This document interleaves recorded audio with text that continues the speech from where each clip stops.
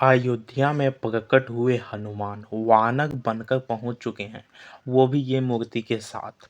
इस वीडियो से आपने पहले देखा होगा और सुना होगा कई सारे चमत्कारों के बारे में, लेकिन ये बातें जो बताने जा रहे हैं वो बहुत ही ज़्यादा दिलचस्प है। आपको पता ही होगा कि प्राण प्रतिष्ठा होने के दौरान बहुत सारे चमत्कार हो चुके हैं पहले भी।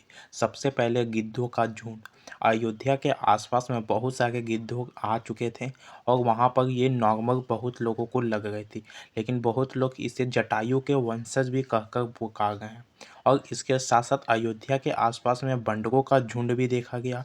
और ये चमत्कार दिखाने जा रहे हैं, जो चमत्कार के बारे में बताने जा रहे हैं वह बहुत ही ज़्यादा दिलचस्प है। और जब आप इसकी सच्चाई जानोगे तो आप भी राम जी के पक्के भक्त हो जाओगे। क्या वाकई में बंदर इस मूर्ति के साथ आए थे? क्या हुआ मंदिर की प्राण प्रतिष्ठा से पहले ही ये बंदर आ चुके थे? आपको कि इसके बारे में क्या ख्याल है, उसके बारे में कमेंट में ज़रूर बताइएगा। और श्रद्धा मन से वीडियो को पूरी तरह से वॉच करने से पहले अगर आप भी राम के भक्त हैं तो जय श्री राम जरूर लिखिएगा। 22 जनवरी से पहले ही अयोध्या को बिल्कुल दुल्हन की तरह सजा दिया गया था हमारे लोगों द्वारा, और बहुत सारे इसके बारे में बताया भी गया था। और सजाया भी क्यों ना, क्योंकि ये 500 साल के बाद ये बनाया गया था। अगर हम इसके प्रतिमा के बारे में बात करें, जो अंदर रखा गया है उसका अगर वजन की बात करें तो करीबन 200 किलो है। भगवान राम की यह प्रतिमा 5 साल के बच्चे के स्वरूप में होगी, ये बताया गया है। और गुजरात में ये बनाया गया है और एक ट्रेलर पर 5,500 किलो का ध्वज दंड अयोध्या पहुंच गया है। और जो इतना ज़्यादा बड़ा की है कि एक ट्रक के अंदर लाया गया, जिसकी तस्वीर आप सामने आने के बाद पूरी तरह से चर्चा हो गई है। और इसके अलावा अगर हम बात करें वहाँ पर ढोलक की, तो उसका वजन भी अच्छा खासा बहुत ही ज़्यादा है। और उसके साथ साथ 2400 किलो का एक घंटा, मतलब इतना बड़ा बड़ा सामान वहाँ पर पहुँच चुका है। प्राण प्रतिष्ठा के बाद ये सभी का यूज अगर होगा इस घंटे का, तो लगभग 2 किलो तक शांत माहौल में पहुँच जाएगा इसकी आवाज़ को। यही अगर अगरबत्ती की बात करें तो 108 फीट लंबी अगरबत्ती बनाई गई है। और यह अगरबत्ती आमतौर पर जैसे हम घरों में यूज करते हैं वैसा अगरबत्ती नहीं है। इसमें बहुत ही ज़्यादा मटेरियल का यूज किया गया है और इसका सुगंध बहुत ही ज़्यादा अच्छा है। और लगभग 1 किलोमीटर तक ये इसका सुगंध चला जाएगा। मतलब वहाँ पर अगर जला तो 1 किलोमीटर तक आपको आराम से दिखने और सूंघने को मिलेगा। और इसका बहुत ही ज़्यादा अच्छा बताया गया है।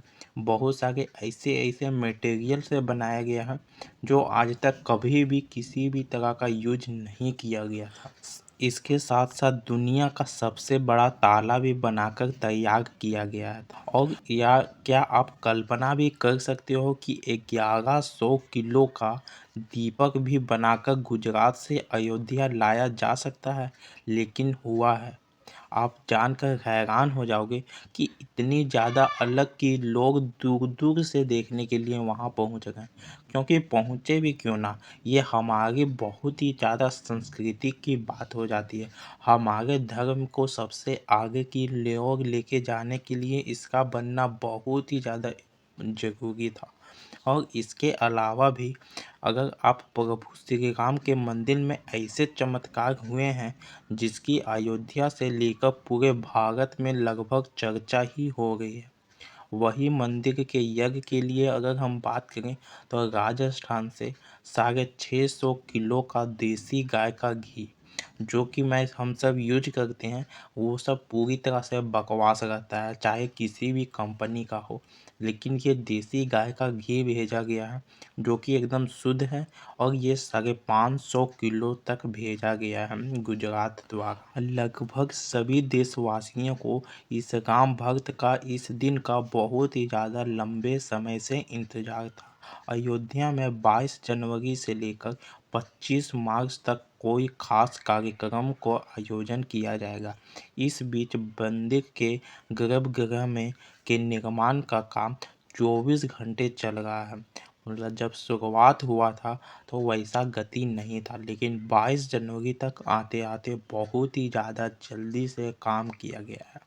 और ये काम किया भी क्यों ना जाए, क्योंकि 22 जनवरी के दिन बहुत ही ज़्यादा खास होता है और भगवान श्री राम जी इसी दिन को जन्म लिए थे।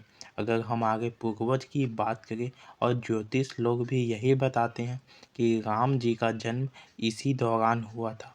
लेकिन अगर हम बात कर लेते हैं कि ये बंदर वानर ये मूर्ति लेकर कैसे आ गया था, तो आप इस वीडियो में एंड तक जरूर देखते। हमारे धर्म में मूर्ति का प्रतिमा बहुत ही ज़्यादा उच्च सीमा तक बताया गया है। प्रतिमा को प्राण प्रतिष्ठा बहुत ही ज़्यादा महत्वपूर्ण होती है, क्योंकि प्राण प्रतिष्ठा मूर्ति स्थापना के समय किया जाता है और किसी भी मूर्ति की स्थापना के समय उस प्रतिमा रूप को जीवित करने की विधि के लिए प्राण प्रतिष्ठा ही कहलाती है। और प्राण शब्द का अर्थ होता है जीवन, शक्ति, और प्रतिष्ठा का अर्थ होता है किसी चीज़ का स्थापना होता है। तो ऐसे में प्राण प्रतिष्ठा का अर्थ जीवन शक्ति की स्थापना करना या देवता को जीवन में लाना होता है। और ये दिन 22 जनवरी के दिन को इसलिए ही लिया गया था क्योंकि इसी दिन राम जी का जन्म हुआ। वही अगर हम बात करें राम और रावण की लड़ाई में सबसे ज़्यादा योगदान वानर सेना का ही था। अगर हम रावण की ओर की बात करें तो उधर साइड में बहुत सारे राक्षस थे और बहुत सारे ऐसे ऐसे कलाकार थे जो बहुत ही ज़्यादा शक्तिशाली थे। लेकिन वही राम के प्रति उनका सबसे बड़ा दोस्त भाई वो हैं लक्ष्मण और उनका एकदम भक्त जो कि बहुत ही ज़्यादा उनकी सहायता किए थे, उनका नाम है हनुमान। हनुमान के बिना राम नहीं और राम के बिना हनुमान नहीं। वो दोनों के बीच इतना साथ था, इतना बहुत ही ज़्यादा लगाव थे, वो दोनों एक दूसरे के बिना रह भी नहीं सकते थे। अगर हनुमान जी की बात करें तो किसी भी काम को करने के लिए सबसे पहले हनुमान भगवान श्री राम का नाम ही लेते थे। अगर किसी काम को वो नहीं कर पाते थे तो वह श्री राम का नाम लेकर बहुत ही जल्दी और आसान से कर लेते थे और वो किसी भी काम को अगर करते थे तो बहुत ही ज़्यादा लगाव हो जाता था। अगर आपका भी किसी भी तरह का काम नहीं होगा या काम करने का मन नहीं कर रहा तो आप श्री राम जी का नाम जरूर लीजिएगा। अगर 1 से 2 बार अगर आप नाम लेते हो श्री राम तो आपको बहुत ही ज़्यादा अंदर से सकारात्मक ऊर्जा आती है और बहुत ही ज़्यादा आसानी से वो काम को कर लेते हो। और इसके साथ साथ हनुमान जी हमेशा श्री राम जी का ही नाम लेते थे और उन दूसरी ओर उनके वानर सेना बहुत ही ज़्यादा उनकी पुल को बनाने के लिए मेहनत किए थे और बहुत ही ज़्यादा दिमाग लगाकर बताया गया था और बनाया गया था। इसलिए वानर बहुत ही श्री राम जी के लगाव में रहते थे, उनके नज़दीक में रहते थे। और इसी वजह से अगर हम बात करें तो शुरुआत में बहुत सारे वानर को देखा गया था और इसके साथ साथ बहुत सारे पक्षियों को भी देखा गया था जिसके कारण बहुत लोग उन्हें जटायु के वंशज भी बता रहे हैं और बहुत कोई उनको एक तरह का भ्रम बता रहे हैं। लेकिन ये तो पूरी तरह सत्य है कि वहाँ पर बनने से पहले बहुत सारे पक्षी वहाँ पर पहुँचे थे, बहुत सारे जानवर भी वहाँ पहुँचे थे। और इसके साथ साथ सबसे ज़्यादा गर्व की बात है कि वहाँ पर वानर को बहुत ही अच्छे से पहुँचे थे, आपको भी पता होगा। वीडियो अच्छी लगी तो आप कमेंट में जय श्री राम जरूर लिखिएगा। आपका इस वीडियो में आने के लिए बहुत बहुत धन्यवाद।